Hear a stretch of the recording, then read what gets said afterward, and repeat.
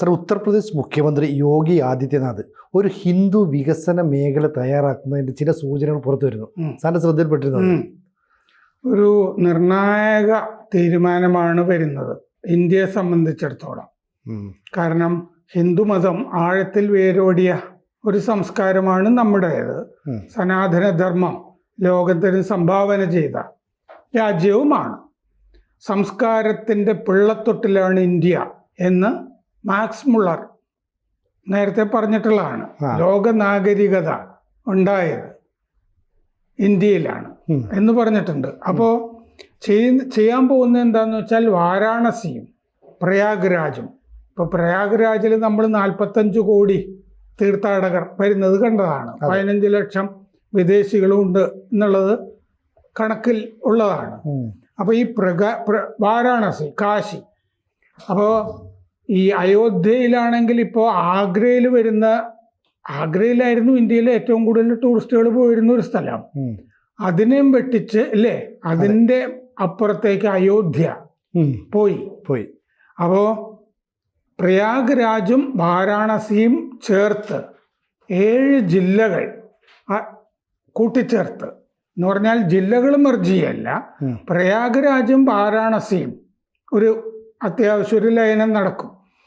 7 ജില്ലകൾ അടങ്ങിയ ഒരു മേഖല, അതായത് ഒരു മതമേഖല, ഒരു ഹിന്ദു മതമേഖല, ടൂറിസം ടൂറിസം സർക്യൂട്ട് പോലെയൊക്കെ രൂപീകരിക്കുക. വളരെ, അതായത് ഇന്ത്യയുടെ ഒരു മതശക്തി ഇല്ലേ, ഹിന്ദു മതശക്തി വിളംബരം ചെയ്യുന്ന, ആ സംസ്കാരം വിളംബരം ചെയ്യുന്ന ഒരു മേഖല. അപ്പോൾ അവിടെ പോയി കഴിഞ്ഞാൽ ഒരുപാട് സ്ഥലങ്ങൾ കാണാം. അങ്ങനെ പ്രയാഗ്രാജ് ഇല്ലേ, അതെ, നമ്മുടെ സംഗമത്തിൽ നദികളുടെ സംഗമം, പിന്നെ കാശിയിലെ ഈ വികസിത കാശിയുടെ രൂപം, അതുപോലെ അയോധ്യ ഇതെല്ലാം ഒറ്റയടിക്കാണ്. ചതുർലിംഗങ്ങളിലോ മറ്റേ ജ്യോതിർലിംഗങ്ങളിലൊന്നാണ് കാശിയിലുള്ളത്, വിശ്വനാഥന്റെ. അപ്പൊ ഇതെല്ലാം ചേർത്തിട്ട് ഒരു ഹിന്ദു ശക്തി മേഖല ഉണ്ടാക്കാനാണ് പദ്ധതി. അപ്പോൾ പ്രയാഗ്രാജും കാശിയും കൂടി ചേർത്തിട്ട് ഈ 7 ജില്ലകൾ ചേർത്തിട്ട് ഒരു വികസന അതോറിറ്റി, മൊത്തത്തിൽ ഒരു വികസന അതോറിറ്റി രൂപവൽക്കരിക്കാൻ പോകുന്നു. 22,000 ചതുരശ്ര കിലോമീറ്ററാണ് ഈ വികസന അതോറിറ്റിയുടെ കീഴിൽ ഉണ്ടാവുക. എന്ന് പറയുമ്പോൾ ഗംഭീരമായ അടിസ്ഥാന സൗകര്യ പദ്ധതികൾ ഇല്ലേ, എളുപ്പത്തിൽ ആളുകൾക്ക് എത്താവുന്നത്, ഡോർമിറ്ററികൾ, ഇങ്ങനെ എല്ലാം ചേർന്ന് താമസിക്കാനുള്ള സൗകര്യങ്ങൾ, കുടിനീര്, വിമാനത്താവളങ്ങൾ, റെയിൽവേ സ്റ്റേഷനുകൾ എല്ലാം കൂടി ചേർത്തിട്ട് ഒരു ഹബ്ബാക്കി, ഒരു റിലീജിയസ് ഹബ്ബാക്കി വളർത്താനായിട്ടാണ് ഉദ്ദേശം. വാരാണസിയും പ്രയാഗ്രാജും കേന്ദ്രമാക്കിക്കൊണ്ട് ചെയ്യാനാണ്. അത് സത്യത്തിൽ ഒരു നല്ല ബുദ്ധിയാണ്. എന്താണെന്ന് വെച്ച് കഴിഞ്ഞാൽ കുംഭമേള കഴിഞ്ഞതിൻ്റെ തൊട്ട് പിന്നാലെ ഇത് വരിക എന്ന് പറയുമ്പോൾ ലോകത്തിൻ്റെ വലിയ ശ്രദ്ധയിൽ വന്നു കഴിഞ്ഞല്ലോ കുംഭമേളയൊക്കെ. അപ്പോൾ അതിൻ്റെ പിന്നാലെ തന്നെ ഇത് ഉണ്ടാവുക എന്നുള്ളത്. അപ്പോൾ ഇതിൻ്റെ ടെക്നോളജിയൊക്കെ അത്യാധുനികമായിരിക്കും എന്ന് പറഞ്ഞിട്ടുണ്ട്. ഇവിടെ വെറുതെ മതമേഖല മാത്രമല്ല, വ്യവസായ സോണുകൾ, ഇൻഡസ്ട്രിയൽ സോൺസ്, പിന്നെ വിജ്ഞാന പാർക്കുകൾ, നോളജ് പാർക്ക്, ഇതൊക്കെ ഈ പ്രദേശങ്ങളിൽ ഉണ്ടാവും. പിന്നെ പ്രാദേശിക ആളുകൾക്ക്, നാട്ടുകാർക്ക് തൊഴിലവസരങ്ങൾ ധാരാളം സൃഷ്ടിക്കാനും കഴിയും ഈ പരിപാടി കൊണ്ട് എന്നാണ് കരുതുന്നത്. ചുരുക്കത്തിൽ 22,000 ചതുരശ്ര കിലോമീറ്റർ ഒരു പ്രാദേശിക വികസന അതോറിറ്റി, വാരാണസി, പ്രയാഗ്രാജ് അതിൻ്റെ കേന്ദ്രസ്ഥാനങ്ങൾ, ഒരു ഹിന്ദുമത വികസനത്തിൻ്റെ ഒരു ഹബ്ബ്, പിന്നെ അത്യാധുനിക സാങ്കേതികത, വ്യവസായ സോണുകൾ, നോളജ് പാർക്കുകൾ, പിന്നെ തൊഴിലവസരം, ഇത്രയും ഒക്കെയാണ്. ഇനി നീതി ആയോഗ് ഈ 2047 ആവുമ്പോൾ ഇന്ത്യ $30 ട്രില്യൺ ഇക്കോണമി ആകും എന്ന് പദ്ധതി ഇട്ടിട്ടുണ്ട്. അപ്പോൾ അതിന് ഓരോ സംസ്ഥാനത്തും പ്രത്യേക സോണുകൾ, പ്രത്യേക പരിഗണനകൾ അങ്ങനത്തെ ഏരിയയൊക്കെ വികസിപ്പിക്കാനും നീതി ആയോഗ് ഒരു പദ്ധതി നേരത്തെ പ്രഖ്യാപിച്ചിരുന്നതാണ്. അപ്പോൾ ഈ ലക്ഷ്യം സാധിക്കണം എന്നുണ്ടെങ്കിൽ പല സ്ഥലങ്ങളും ബന്ധിപ്പിച്ച് ഇതുപോലെ പ്രാദേശിക വികസന പരിപാടികൾ വേണം എന്ന് കണ്ടിട്ടുണ്ട് നമ്മൾ. 30 ട്രില്യൺ ഇക്കോണമി ആകാൻ വേണ്ടിയിട്ട് എന്ന് പറഞ്ഞാൽ വലിയ ആഗ്രഹമാണിത്. 14 ട്രില്യൺ ആണ് ചൈനയുടെ ഇക്കോണമി. നമ്മൾ 4 ട്രില്യണിൻ്റെ ഒക്കെ അടുത്താണ്. അപ്പോൾ 3 ഇരട്ടി ഇല്ലേ? ഇതിനേക്കാൾ 3 ഇരട്ടി ഇന്ത്യ വികസിക്കണം എന്നുള്ളതാണ് നമ്മുടെ മോദിയുടെയൊക്കെ ആഗ്രഹം. അതാണ് നീതി ആയോഗിൻ്റെ പ്ലാൻ. അപ്പോൾ അതുകൊണ്ട് ആ പദ്ധതിക്ക് അനുസരണമായിട്ട് കേരളത്തിൽ എന്തെങ്കിലുമൊക്കെ പ്ലാൻ ചെയ്തതായിട്ട് നമുക്കറിയില്ല. കേരള സംസ്ഥാനം അതിൽ കൊണ്ടുപോയിട്ട് എന്തെങ്കിലും പ്ലാനുകൾ കൊടുത്തതായിട്ടും വിവരമില്ല. പക്ഷെ UP ചെയ്തിരിക്കുന്നത് എന്താണെന്ന് വെച്ച് കഴിഞ്ഞാൽ ആദ്യഘട്ടമായിട്ടാണ് ഈ വികസന അതോറിറ്റി സ്ഥാപിക്കുക. പ്രയാഗ്രാജും വാരാണസിയും കേന്ദ്രങ്ങളാക്കിയിട്ട്. അത് പ്രയാഗ്രാജിൻ്റെയും വാരാണസിയുടെയും ചരിത്ര പ്രാധാന്യമാണ് കണക്കിലെടുക്കുന്നത്. ഒരു കമ്മീഷനെ ശുപാർശയ്ക്കൊക്കെ വേണ്ടി വെച്ചിട്ടുണ്ട്. അപ്പോൾ ഭവന വികസനം ഇല്ലേ, വീട് നിർമ്മാണം തുടങ്ങിയ കാര്യങ്ങളും കൂടിയൊക്കെ ചെയ്യാൻ പോകുന്നുണ്ട്. യോഗി ആദിത്യനാഥിന് ഈ വികസനം എങ്ങനെയായിരിക്കണം എന്നതിനെ സംബന്ധിച്ചിട്ടുള്ളൊരു പ്രസൻറ്റേഷൻ നടന്നു കഴിഞ്ഞു വിദഗ്ധരുടെ.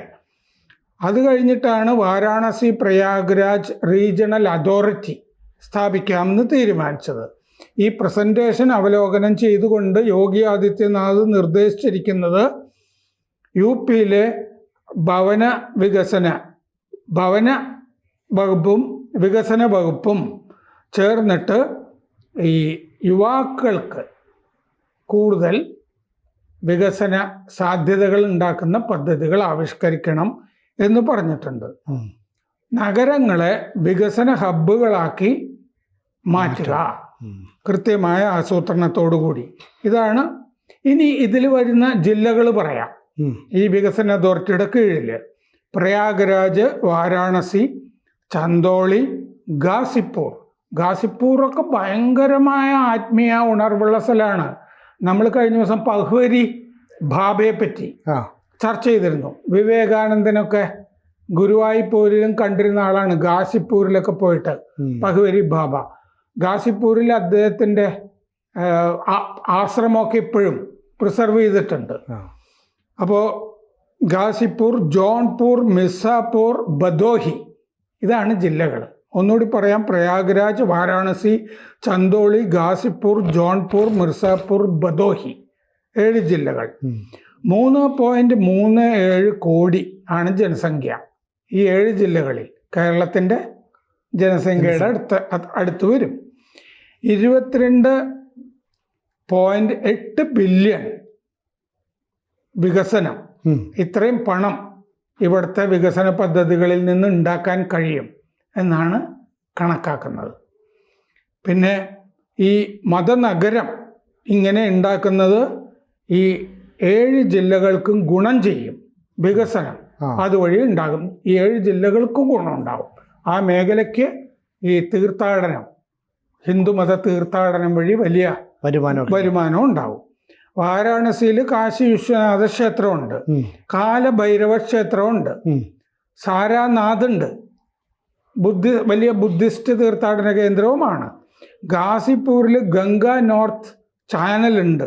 പ്രയാഗ്രാജിൽ മറ്റേ ത്രിവേണി സംഗമം ഉണ്ട്. അപ്പോൾ ഇത് മൊത്തത്തിലൊരു മത മേഖലയായിട്ടാണ് എടുക്കുന്നത്. അപ്പോൾ ഒരു ഒറ്റ സർക്യൂട്ടിൽ ഇതെല്ലാം കൂടെ വന്നു കഴിഞ്ഞാൽ ഇന്ത്യയുടെ വിവിധ ഭാഗങ്ങളിൽ നിന്ന് വരുന്നവർക്ക് നമ്മുടെ ആ മേഖലയിലെ സംസ്കാരം അല്ലെ ഹിന്ദു മതത്തിൻ്റെ ഒരു പഴയ കാലത്തെ ചരിത്രം ഇതെല്ലാം കൂടെ മനസ്സിലാക്കാനും ഇത് നേരിട്ട് കണ്ട് അറിയാനും ഒക്കെ അല്ലേ ഒരു വലിയ പദ്ധതിയാണെങ്കിൽ ഒരുപക്ഷെ രാജ്യത്തിന് തന്നെ അത് മാതൃകയായി മാറില്ലേ? മാറും. മാത്രമല്ല, എനിക്ക് തോന്നുന്നത് ഇങ്ങനൊരു പദ്ധതി വരുമ്പോൾ ഇതിൻ്റെയൊക്കെ അയലത്ത് കിടക്കുന്ന ഈ ബീഹാറിനൊക്കെ വലിയ ഗുണം കിട്ടും. കാരണം ഇതിൻ്റെ അകത്ത് സാരാനാഥിൻ്റെ കാര്യം പറയുന്നുണ്ടല്ലോ. അതെ, അത് ബുദ്ധന്റെ ആദ്യത്തെ സർമൺ തുടങ്ങുന്ന സ്ഥലമാണ് സാരാനാഥ്. പ്രഭാഷണങ്ങൾ. ബുദ്ധന്റെ ബാക്കി സ്ഥലങ്ങളൊക്കെ ഗയയിലൊക്കെ കിടക്കുന്നുണ്ട്. തൊട്ടപ്പുറത്താണ് അത് ബീഹാർ. ബീഹാറിലേക്ക് അധികം ദൂരമില്ല ബുദ്ധന്റെ. അപ്പൊ ഒരു ബുദ്ധിസ്റ്റ് സർക്യൂട്ട് വികസിപ്പിക്കാനായിട്ട് ബീഹാറിൽ നിതീഷ് കുമാറിനും താല്പര്യമുണ്ട്, പദ്ധതിയും താല്പര്യങ്ങളും ഉണ്ട്. അപ്പോൾ ഒരു അതിൻ്റെ അകത്ത് മറ്റേ നളന്ദ, തക്ഷശില, നളന്തയും ഒക്കെ അതിന്റെ ഭാഗമായിട്ട്. കാരണം തക്ഷശില എന്ന് പറയുന്നത് പാകിസ്ഥാനിൽ, അതല്ലേ ആ സർവകലാശാലയുടെ ഭാഗമായിട്ടുള്ളത്, അതും എല്ലാം കൂടി ചേർത്തിട്ടെ ഗയ. അപ്പൊ അവിടെ ഒരു സർക്യൂട്ട് ഉണ്ടാക്കാം അല്ലെ. അപ്പൊ ഒരു സ്റ്റേറ്റിൽ നിന്ന് സർക്യൂട്ട് എന്ന് പറഞ്ഞത് അങ്ങനെ ഉണ്ടാക്കി ഈ യുപിയിലെ സാരാനാഥും ഒക്കെ ചേർത്തിട്ട് പിന്നെ നേപ്പാളിൽ ലുംബിനി വരെ ചെല്ലുന്നതാണ്. നേപ്പാളിലെ ലുംബിനി ബുദ്ധമതത്തിന്റെ പ്രധാനപ്പെട്ട കേന്ദ്രമാണ്. അപ്പോൾ അതും കൂടിയൊക്കെ ചേർത്തിട്ട് ഒരു ബുദ്ധിസ്റ്റ് സർക്യൂട്ട്, ബുദ്ധമത തീർത്ഥാടന സർക്യൂട്ട് ഉദ്ദേശിക്കുന്നുണ്ട്. അതിന് കേന്ദ്രം പ്രത്യേക ഫണ്ടൊക്കെ അനുവദിക്കുന്നൊക്കെ ഉണ്ട്. അപ്പോൾ അതും കൂടി യോഗി ആദിത്യനാഥിൻ്റെ മനസ്സിൽ സ്വാഭാവികമായിട്ടും വന്നിട്ടുണ്ടാവും. അങ്ങനെയാണെങ്കിൽ അതിൻ്റെ കൂടെ ഈ 7 ജില്ലകളും കൂടി സ്വാഭാവികമായിട്ടും ചേർന്ന് പോകും, കണക്ട് ചെയ്യാം അല്ലേ പല സ്ഥലങ്ങളും. അപ്പോൾ എന്തായാലും ശരിക്കും ഒരു മാതൃകയാകാവുന്ന ഒരു പ്രൊജക്റ്റാണ് ഇപ്പോൾ മുന്നിൽ വരുന്നത്. അത് നമ്മുടെ മറ്റു സംസ്ഥാനങ്ങളൊക്കെ മാതൃകയാകട്ടെ, കൂടുതൽ തദ്ദേശീയരായി സഞ്ചാരം നമുക്ക് ആലോചിക്കാമല്ലോ. കാരണം നമുക്കിപ്പോൾ ശങ്കരാചാര്യർ കാലടിയിൽ ജനിച്ചു. പക്ഷെ ശങ്കരാചാര്യരുടെ ദിഗ്വിജയം നടന്നത്, മറ്റേ സർവജ്ഞപീഠം കയറുന്നത് കശ്മീരിലാണ്. അപ്പോൾ സത്യത്തിൽ അദ്ദേഹത്തിൻ്റെ ഇടയ്ക്ക് മാഹിഷ്മതിയിൽ കുമാരിലെ ഭട്ടനെ തോൽപ്പിക്കുന്നുണ്ട്. അദ്ദേഹം കൂടുതലും നടന്നാണല്ലോ ആ കാലത്ത് സഞ്ചരിച്ചിട്ടുള്ള പരകായ പ്രവേശമൊക്കെ അറിയാം. മൂകാംബി അല്ലേ, അദ്ദേഹം എത്ര സ്ഥലങ്ങളിൽ കൂടിയാണ് പോയിരിക്കുന്നത്. അപ്പൊ ഈ ശങ്കരാചാര്യ സർക്യൂട്ട് ഉണ്ടല്ലോ, അതിന് ഈ മാർക്സിസ്റ്റ് സർക്കാരൊന്നും പോരാ, ചരിത്രവും ആത്മീയതയൊക്കെ അറിയാവുന്ന ആരെങ്കിലും ഒക്കെ ഭരിക്കണം. ഈ ശങ്കരാചാര്യരുടെ യാത്രാപഥം അതൊരു സർക്യൂട്ടാക്കി എടുക്കാവുന്നതാണ്, ടൂറിസ്റ്റ് സർക്യൂട്ട്. പിൽഗ്രിമേജ് ടൂറിസം എന്ന് പറഞ്ഞൊരു സംഗതി ഉണ്ടല്ലോ, തീർത്ഥാടന ടൂറിസം. അത് ഇങ്ങനെ ഒരു സാധനം നമുക്ക് ചെയ്യാവുന്നതേ ഉള്ളൂ. വിദേശികളടക്കം വേണേ വരാം അല്ലേ, വരാമല്ലോ. ഇവിടെ നിന്ന് ആളുകൾക്ക് കാലടി മുതൽ സർവജ്ഞപീഠം വരെ ഉള്ളൊരു ശങ്കരാചാര്യരുടെ തീർത്ഥാടന സ്ഥലങ്ങൾ ബന്ധിപ്പിച്ചും യോജിപ്പിച്ചുള്ള ഒരെണ്ണം ആലോചിക്കാവുന്നതേ ഉള്ളൂ. ഇവിടെ ആലോചിക്കുന്നില്ല, പക്ഷെ യോഗിക്ക് ഇതൊക്കെ അറിയാവുന്നതുകൊണ്ട് യോഗി പെട്ടെന്ന് അങ്ങനെ ഒരു ആശയത്തിൽ കയറി പിടിച്ചിരിക്കുന്നു. വലിയ വികസനമാണ് ഉണ്ടാകാൻ പോകുന്നത്. നമ്മൾ കഴിഞ്ഞ ദിവസം പറഞ്ഞാണ് 4 ലക്ഷം കോടി രൂപയാണ് ഈ ഇതിൽ നിന്ന് കിട്ടുന്നത്, മറ്റേ വരുമാനം, കുംഭമേളയിൽ നിന്ന് വരുമാനമായിട്ടല്ലേ, വരുമാനമായി കിട്ടുന്നത്. അതുകൊണ്ട് വലിയ വികസനമാണ് ആ സംസ്ഥാനത്തിന് തന്നെ ഉണ്ടാകാൻ പോകുന്നത്. ഇതുകൊണ്ട് വലിയ കാര്യമാണ് സംഭവിക്കാൻ പോകുന്നത്. കൂടുതൽ വാർത്തകളും വിശേഷങ്ങളും നിങ്ങളിലേക്ക് എത്താൻ ABC മലയാളം സബ്സ്ക്രൈബ് ചെയ്യുക, ബെൽ ബട്ടണും അമർത്തുക.